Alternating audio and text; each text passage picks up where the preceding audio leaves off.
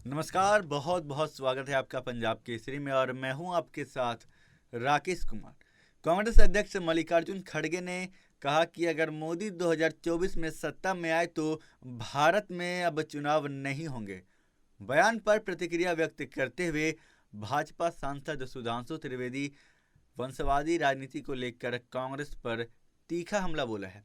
उन्होंने आगे कहा कि वंशवादी राजनीति को मतदाताओं ने खारिज कर दिया है और सच्चे लोकतंत्र का वास्तविक उदय होने वाला है। आगे उन्होंने बताया कि इंडिया गठबंधन का कोई स्पष्ट एजेंडा नहीं है। यह गठबंधन केवल कांग्रेस को बचाने के लिए बनाया गया है। उन्होंने कहा कि कांग्रेस ने देश की जनता को निराश किया है और अब वो केवल अपनी राजनीति रोटी सेकने में लगी हुई है। आगे उन्होंने कहा कि इंडिया गठबंधन में शामिल सभी पार्टियां एक दूसरे से अलग थलग विचारधारा रखती है। ऐसे में इन पार्टियों का एक साथ रहना संभव नहीं है। उन्होंने कहा कि जल्द ही यह गठबंधन टूट जाएगा। कांग्रेस को अपनी गलतियों को स्वीकार करना चाहिए और देश की जनता के लिए काम करना चाहिए। उन्होंने कहा कि कांग्रेस को इंडिया गठबंधन से बाहर निकलना चाहिए और एक नए सिरे से शुरुआत करनी चाहिए। भारतीय राजनीति में बहुत सारी चीजों का पटाक्षेप हो रहा है। राजवंशों की सत्ता 1947 में समाप्त हुई थी। अब लोकतंत्र का आवरण ओढ़े हुए जो लोकतांत्रिक राजवंश हैं, उनकी सत्ता को चुनौती मिल रही है और उनको लग रहा है कि आने वाले चुनावों के बाद उनका भविष्य क्या होगा। और यह मैं ऐसे ही नहीं कह रहा हूं। आप उत्तर से दक्षिण तक देखें तो 2019 के लोकसभा चुनावों में देश की प्रबुद्ध जनता ने इंटाइटलमेंट के आधार के ऊपर जो लोग लोकतंत्र के नाम पर राजतंत्र चला रहे थे, चाहे कश्मीर में अब्दुल्ला और मुफ्ती परिवार हो, वो लोग चुनाव हारे। पंजाब में बादल परिवार चुनाव हारा। हरियाणा में हुड्डा परिवार चुनाव हारा। अशोक गहलोत जी का बेटा चुनाव हारा। उत्तर प्रदेश में अखिलेश यादव जी की पत्नी चुनाव हारी। चौधरी अजीत सिंह और उनके बेटे चुनाव हारे। बिहार में लालू प्रसाद यादव जी की बेटी चुनाव हारी। फिर चाहे तेलंगाना में केसीआर जी की बेटी चुनाव हारी हो, अथवा परिवारवाद के सबसे बड़े प्रतीक श्री राहुल गांधी जी चुनाव हारे। तो खड़गे जी, यह सत्य है। जो आपको डर लग रहा है कि इसके बाद ये लोकतांत्रिक राजवंशों के लिए चुनाव के का भ्रम जनता के सामने रखकर राजनीति करना संभव नहीं हो पाएगा, क्योंकि अब भारत में वास्तविक लोक सत्ता का प्रादुर्भाव हो गया है।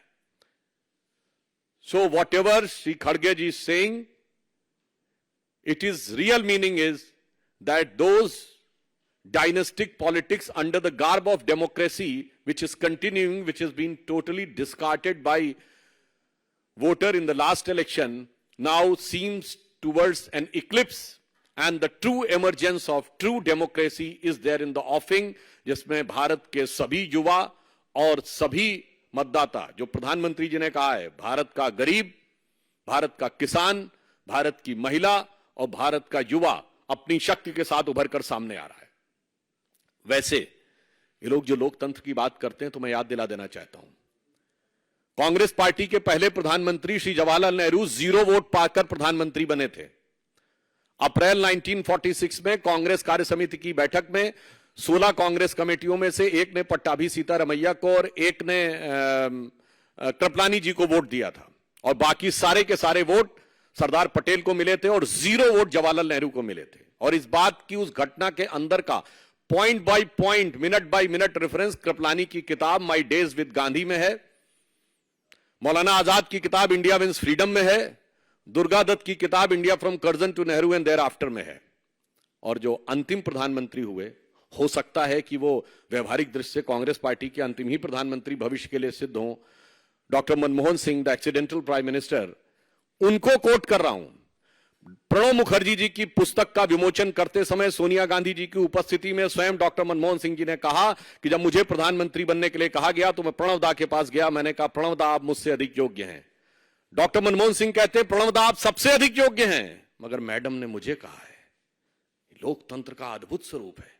पहले प्रधानमंत्री से लेकर अंतिम प्रधानमंत्री तक, 0 वोट से लेकर 0 वोट तक प्रधानमंत्री बनाने वाले लोग आज कहते हैं कि लोकतंत्र हमें समझ में नहीं आता है और लोकतंत्र के वास्तविक रक्षक वो हैं। फिर मैं कह रहा हूं, भारत के इतिहास में इनके जितने प्रधानमंत्री बने, इंदिरा गांधी जी क्या चुन के आई पहली बार? नहीं, कांग्रेस के अंदरूनी लड़ाई, इंडिकेट सिंडिकेट की लड़ाई में गूंगी गुड़िया के रूप में आई।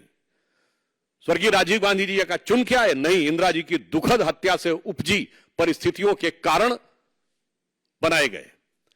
श्री पीवी नरसिम्हा राव कैसे बने सबको पता है, और डॉक्टर मनमोहन सिंह सबको पता है।